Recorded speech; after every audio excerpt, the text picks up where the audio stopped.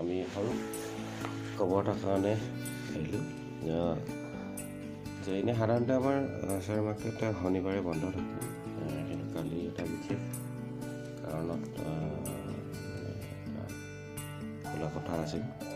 কিন্তু দুটা সময়ৰ কাৰণে খোলা কথা আছিল দুঘণ্টাৰ কাৰণে, কিন্তু কালি অকল দুঘণ্টাই নহয়, কালি মাৰ্কেটখন 9টাৰ পৰা আৰু 3:30 বজালৈকে আমাৰ খুলিব, যদি নেকি আনকালে সাধাৰণভাৱে যেনেধৰণে আমাৰ খোলে।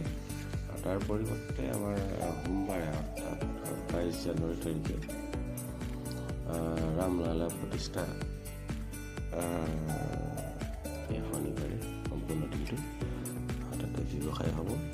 আৰু তাৰ লগতে আৰু এটা কথা, সোমবাৰে যিখিনি এক্সপায়াৰী হ'বলগীয়া আছিলে সেই এক্সপায়াৰীবিলাকো অহাকালি